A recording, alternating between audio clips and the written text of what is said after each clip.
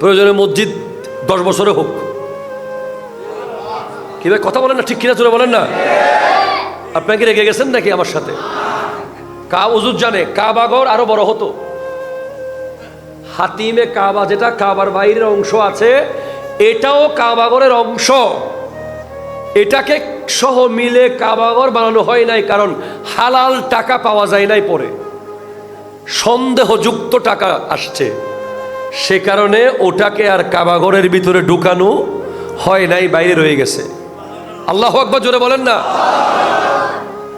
আমার ওয়াজ মানুষকে খুশি করার জন্য না, আল্লাহকে খুশি করার জন্য। তাহলে আপনি যদি মসজিদে দিতে চান,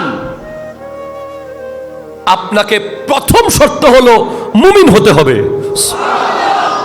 আল্লাযীনা আমানু ওয়া কানু ইয়াত্তাকুন। মুমিন হওয়ার পরে আপনাকে পাক্কা মুত্তাকি হতে হবে। সুবহানাল্লাহ কোন? মুত্তাকি মানে যে হাতকে হারাম থেকে বাঁচিয়ে রাখে, চোখকে হারাম থেকে বাঁচিয়ে রাখে, পাকে হারাম থেকে বাঁচিয়ে রাখে, কলবকে হারাম থেকে বাঁচিয়ে রাখে, কানকে হারাম থেকে বাঁচিয়ে রাখে, যার গোড়া বড়ি আপাদে মস্তক কোরআন হাদিসের বাইরে এক বিন্দু যাবে না। সুবহানাল্লাহ জোরে বলেন।